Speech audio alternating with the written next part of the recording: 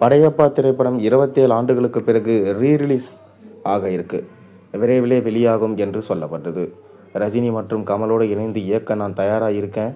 அதை அவர்கள் தான் முடிவு செய்ய வேண்டும் என்று காஞ்சிபுரத்தில் திரைப்பட இயக்குனர் KS ரவிக்குமார் பேட்டியளிச்சிருக்காரு. காஞ்சிபுரத்தில் உணவகம் ஒன்றின் திறப்பு விழாவில் கலந்து கொண்டு பிரபல இயக்குனர் KS ரவிக்குமார் செய்தியாளர்களுக்கு பேட்டியளித்தார். அப்போது அவர் செய்தியாளர்களின் பல்வேறு கேள்விகளுக்கு பதிலளித்தார். அப்போது அவர் கூறும்போது, பல்வேறு படங்கள் ரீரிலீஸுக்கு தயாராகி வருது.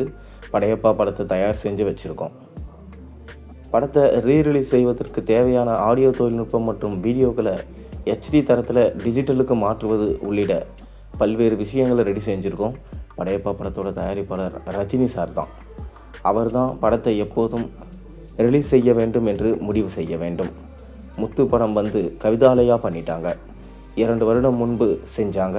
படையப்பா படம் வந்து 27 வருடம் ஆகிடுச்சு. நிறைய படங்களை ரீரிலீஸுக்கு கேட்குறாங்க. அவ்வை சண்முகி, தெனாலி, தசாவதாரம், வில்லன், வரலாறு என பல்வேறு படங்களை கேட்குறாங்க.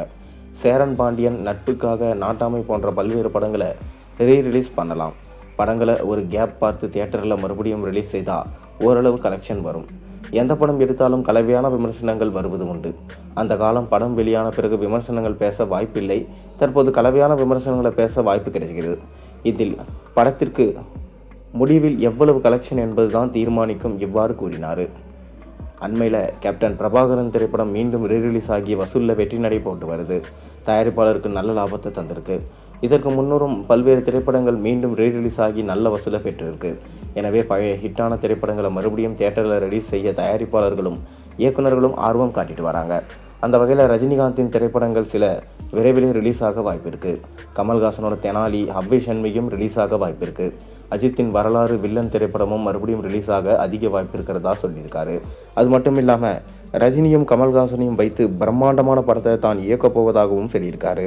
அதற்கு ரஜினியும் கமலும் தான் முடிவு செய்யணும்.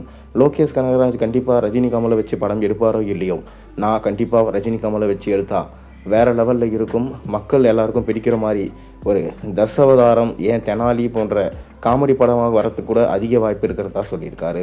2 நடிகர்களுக்கும் சமமான முக்கியத்துவம் கொடுக்கப்பட்டு கதையிலையும் திரைக்கதையிலையும் நன்கு கான்சன்ட்ரேஷன் செய்யப்பட்டு படம் இருக்கும் என KS ரவிக்குமார் சொல்லியிருக்காரு. நீங்கள் இதை எப்படி பார்க்குறீங்கன்றதை மறக்காம கீழே கமெண்ட்டில் சொல்லுங்கள்.